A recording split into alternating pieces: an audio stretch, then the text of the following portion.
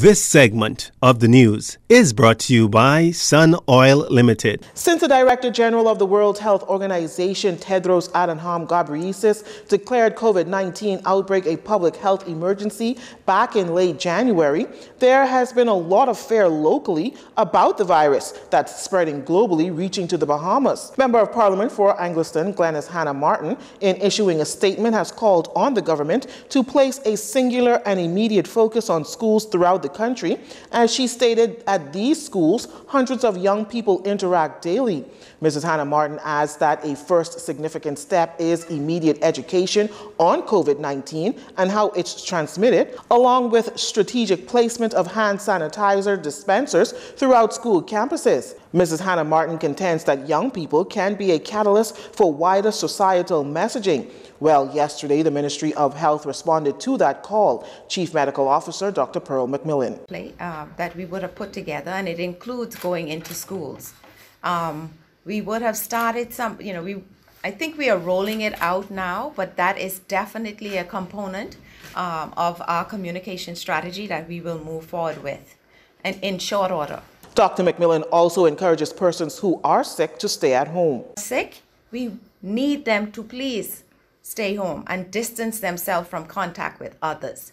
And, with the common cold and the flu and, other things that present similar to COVID-19, once you're having those symptoms, you need to practice those measures in order to decrease the likelihood of spreading not only the common cold or the flu, but if it, is introduced into our community, we would like to, have those practices ongoing already. Meantime, Bishop Delton Fernandez, president of the Bahamas Christian Council, is calling on the government to better the policies that apply to the spreading of COVID-19, as worldwide the number of infections exceeds 100,000 and the death toll stands at more than 3,800.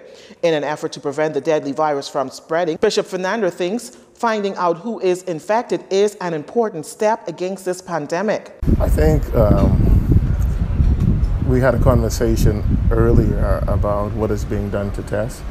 I think some of our partners around the world can provide us with more faster testing. And it doesn't matter where you come from in the world. I think the faster testing tool should be used in the Bahamas. And in other words, some countries you still come in, but you get tested at the border. Most of our tourists come through the airport and off of cruise ships. We should have the ones that's used in China, and they should give us fast testing. Taking into consideration the rapid spread of the virus, the Anglican and Catholic churches have suspended certain parts of their masses that may promote the spread of the virus. Bishop Fernandez says that the Christian Council will weigh in with what other precautions should be taken at a meeting on Wednesday.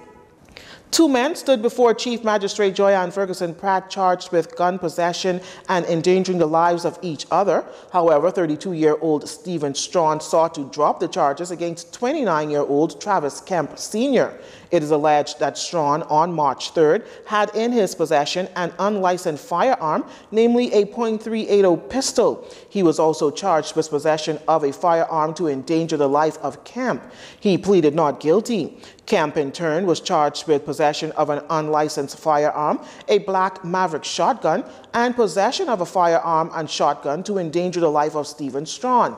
He pleaded not guilty. Before leaving the courtroom, however, Strawn expressed that he wanted to see a doctor due to gunshot wounds to the head and chest. Hearing into the matter for both men is set for March 23rd. Our final story is up next. This segment of the news has been brought to you by Sun Oil Limited.